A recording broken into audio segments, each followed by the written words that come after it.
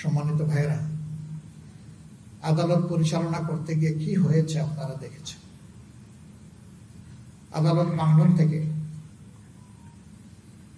যে পরিবারের মানুষকে খুনের অভিযোগে নেতৃবৃন্দের ট্রায়াল চলছে, সেই পরিবারের কারো সাক্ষ্য নেওয়া হয়নি।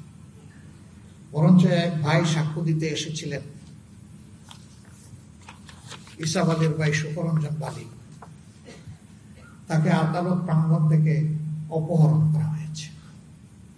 সরকারি বাহিনী অপহরণ করেছে, নির্যাতন করে ভারতের মাটিতে নিয়ে ফেলে এসেছে। জেল কেটে কষ্ট করে দীর্ঘদিন পর তিনি ফিরে এসেছেন।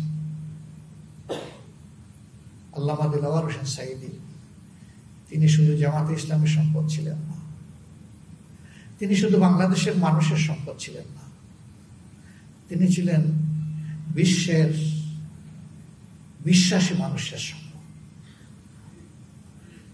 তার সাথে কি আচরণ করা হয়েছে আপনারা দেখেছেন।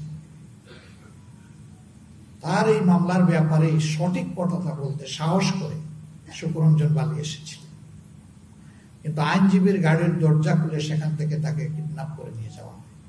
এর আগে বাংলাদেশের আদালতে জীবনও কখনো এটা করেনি।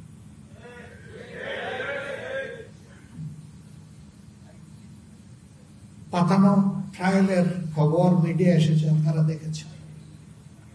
বিচারক বলছেন আপনি খাড়ায় যাবেন, আমি বসায় দিব, জনগণ বুঝবে আমাদের মাঝে কোনো বোঝাপড়া নাই। অ্যাপিলিয়েট ডিভিশনে হিয়ারিং হয়েছে, প্রধান বিচারপতি সরকার পক্ষের কুশলীকে বলছেন যা কিছু বললেন তাতে তো মতিউর রহমান নিজামী সাহেবকে 1 মিনিটের জন্য 1 দিনের জন্য শাস্তি দেওয়ার কোনো সুযোগ নেই।